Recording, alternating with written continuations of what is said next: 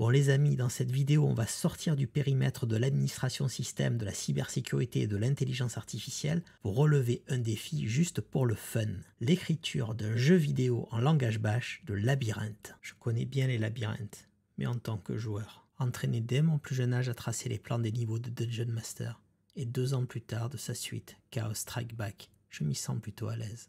Pour autant, même si les joueurs et les développeurs de jeux parcourent le même univers, leurs compétences sont très différentes et je n'allais pas tarder à le découvrir. En parcourant Internet à la recherche d'informations sur la construction automatique de labyrinthes, je découvrais qu'il existait de nombreux algorithmes et qu'aucun d'entre eux n'avait l'air simple à implémenter dans un langage comme le Bash, qui n'a vraisemblablement pas été conçu pour ça. Jouer du piano ne fait pas de soi un pianiste, et il en est de même pour le développement. Savoir écrire quelques outils, ou même quelques applications ne fait pas de soi un développeur. C'est un métier. Mais ce n'est pas le mien. Durant un instant, je me pose une question existentielle. Quel est mon métier au juste? En parcourant toutes ces documentations, je me rends compte que je vais perdre beaucoup trop de temps dès le début, et je choisis à la place de passer à l'action. On s'occupera de la génération du labyrinthe plus tard. Donc c'est parti, on commence par déclarer les quelques variables dont on va avoir besoin dans notre petit avatar, puis on écrit la fonction d'affichage du labyrinthe. Ensuite, son initialisation, là on fait quelque chose de très simple, comme pour l'instant on n'a pas encore d'algo pour générer le labyrinthe, je vais juste faire un petit espace pour voir si on peut valider le principe de mouvement du personnage. Ensuite, on détermine la position de départ, donc les coordonnées seront en haut à gauche, et on écrit la boucle principale du jeu. Donc le principe c'est de mettre à jour la position après chaque mouvement effectué, donc haut, bas, gauche et droite. Ensuite, on met à jour le labyrinthe avec la nouvelle position et on affiche le labyrinthe. Maintenant, on vient lire l'entrée de l'utilisateur. Alors, le plus simple serait d'ici d'utiliser des touches du type Q, Z, etc. Moi, je préfère utiliser les flèches du clavier. Il y a une toute petite complexité, c'est qu'en fait, en Bash, c'est 3 caractères qu'il faut utiliser pour faire simuler ces flèches. Donc, ben, on va commencer par le haut, pareil, puis le bas, puis la gauche et enfin la droite pour utiliser les flèches. Il ne nous reste plus qu'à tester. Donc on lance le script. Voilà, on déplace notre petit personnage dans le tableau. Ça fonctionne. La collision fonctionne aussi. On ne peut pas traverser les murs. C'est nickel. Pour notre première étape, je valide. Bon les amis, je vais arrêter là pour ce soir parce que je commence à être bien fatigué et ça fait à peine 1 semaine que je suis sorti de ma biothérapie à l'hôpital. On reprend ça demain. Alors finalement, juste avant de me coucher, il vient de me venir une idée peut-être intéressante. Si on générait quelque chose de complètement aléatoire, est-ce que j'obtiendrais quelque chose qui ressemble à un labyrinthe? On va tester et on va regarder ce que ça donne. Alors, voici le grand moment. On teste et ça donne de la vraie... on a bien quelque chose de généré, on peut se déplacer dessus, mais ça ressemble pas du tout à un labyrinthe, c'est plutôt une sorte de parcours du combattant. On est très très très loin de l'objectif qu'on s'était donné.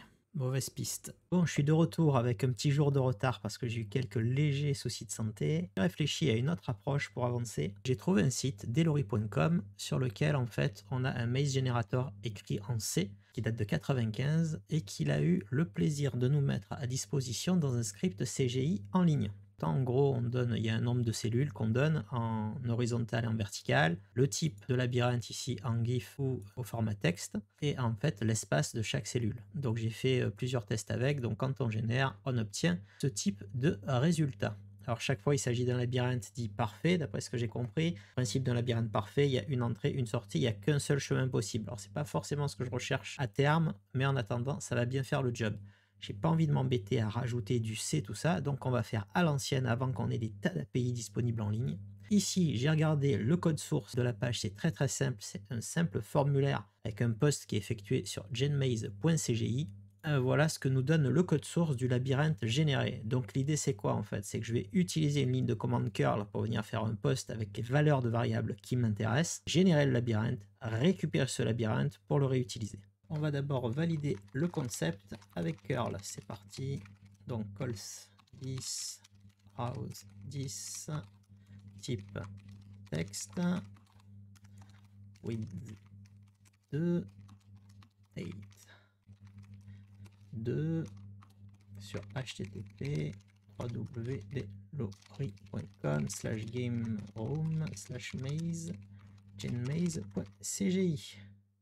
C'est parti. Ok, c'est pas mal. Maintenant, on va commencer par enlever ça.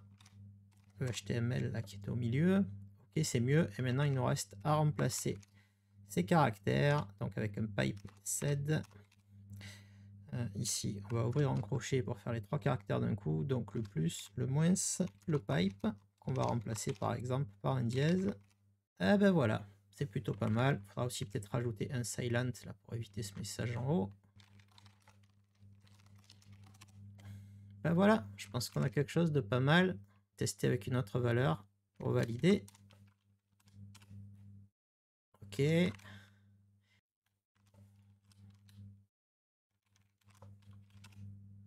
Ok, parfait. On va donc venir ajouter à notre liste précédente de variables celle que nous allons utiliser pour récupérer le labyrinthe sur le site en question. On écrit ensuite la fonction qui permet de faire cette récupération, donc la ligne curl qu'on a vue tout à l'heure, avec les paramètres qui vont bien, les filtres qui vont bien, et on va écrire le résultat dans un fichier maze.txt. Ensuite, la fonction pour afficher puis initialiser le labyrinthe. Maintenant, il ne nous reste plus qu'à tester le résultat. Donc, c'est parti, on récupère bien le labyrinthe, on voit que j'ai oublié d'inclure le silent dans la ligne de commande curl, c'est pas grave, ça fonctionne, la collision fonctionne, on peut se balader dans notre labyrinthe, ok, il ne va plus rester qu'à intégrer les conditions de victoire. Et on aura franchi une première étape. Parce qu'ici, bien sûr, on peut sortir du labyrinthe. Alors pour faciliter le débugage, je rajoute une petite ligne qui nous permet d'afficher la position du personnage à l'écran. Il ne nous reste plus qu'à venir tester si la position du personnage correspond à la position de la sortie pour valider si notre check victory fonctionne ou pas. Maintenant, on va venir tester si notre check victory fonctionne. Donc pour ça, il faut jouer le labyrinthe. J'aurais pu générer un labyrinthe plus petit du coup, juste pour faire le test. Dans un premier temps, j'ai mis les coordonnées en dur.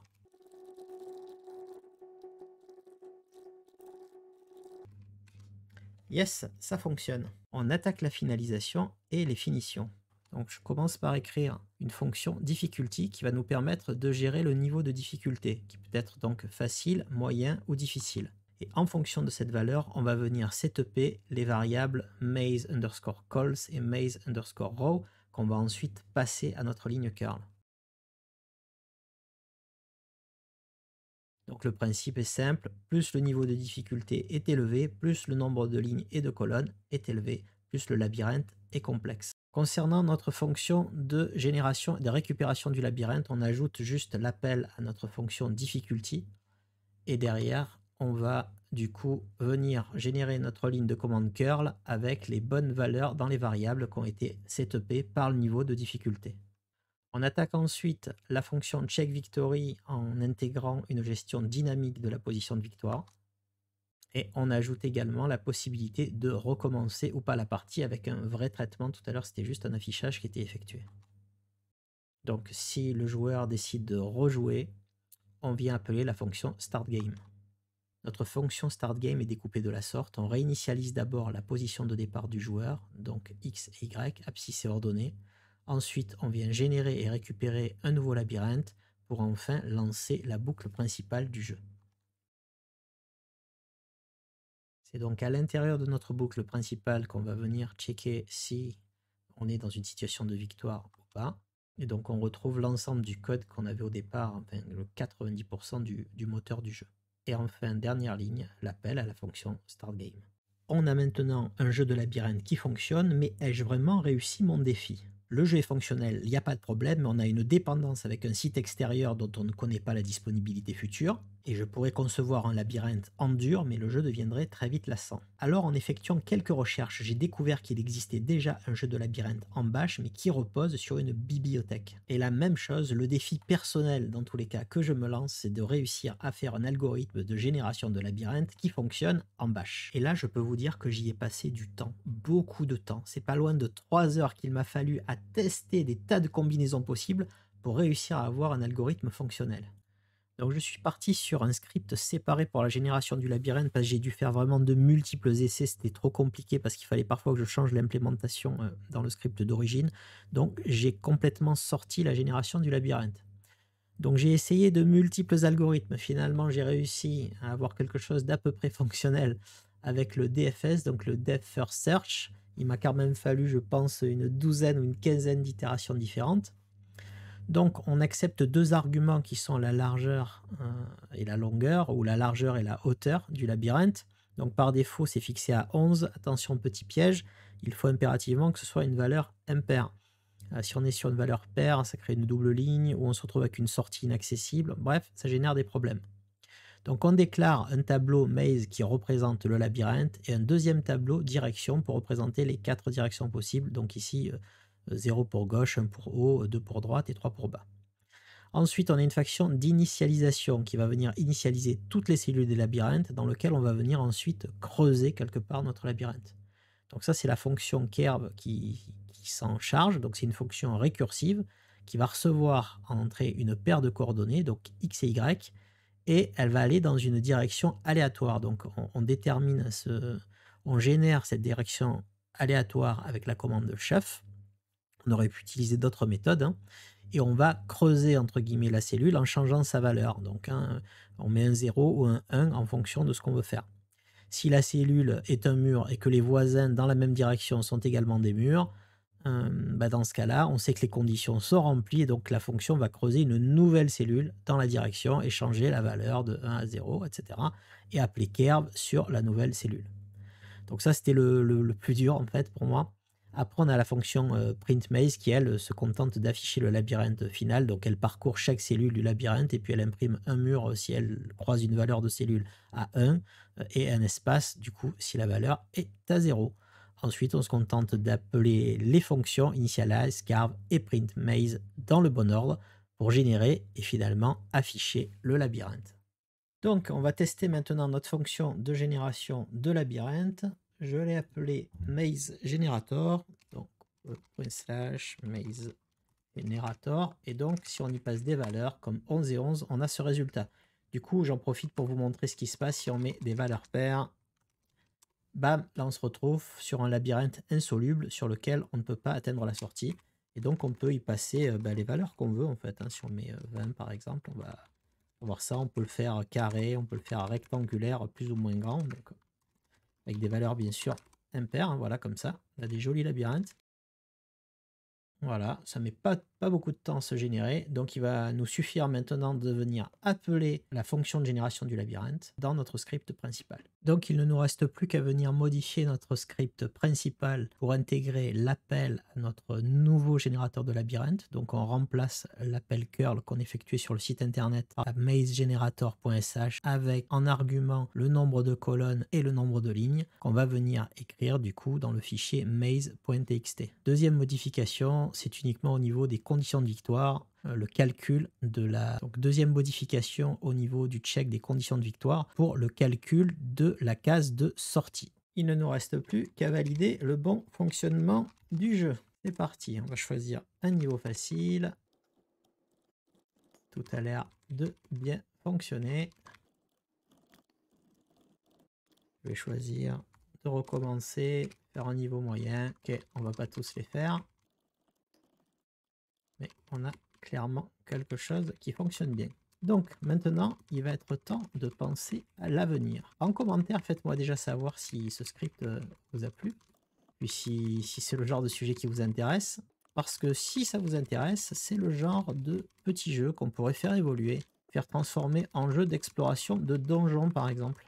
Moi, je vois plusieurs façons qui pourraient être intéressantes d'aborder. Donc, on pourrait par exemple, rajouter, alors soit des cases, certaines qu'on pourrait voir, on pourrait rajouter des cases d'objectifs, des cases d'événements ou d'objets, ou alors faire ça de manière aléatoire sur chaque déplacement, par exemple, avec une probabilité. On pourrait rajouter à notre personnage des caractéristiques, comme des points de vie, par exemple. On pourrait faire des rencontres avec des mobs, avec un système de gestion peut-être de G2D ou autre, faire quelque chose d'un peu plus touchy, avec des labyrinthes qui s'enchaînent enchaîne avec une difficulté croissante par exemple. Tu vois pas mal de possibilités. On pourrait aussi générer aléatoirement sur des cases de mur de nouveaux passages pour créer un labyrinthe qui n'est pas un chemin unique mais qui puisse avoir différents chemins. Il pourrait y avoir par exemple un objet systématiquement qu'il faut réussir à collecter dans le labyrinthe avant d'en faire la sortie. Bref, ça ouvre la voie à pas mal de choses. Dites-moi en commentaire si c'est quelque chose qui vous intéresserait de voir ça dans une prochaine vidéo. Sur ce, je vous souhaite à tous un très bon week-end et je vous dis à très bientôt. Ciao.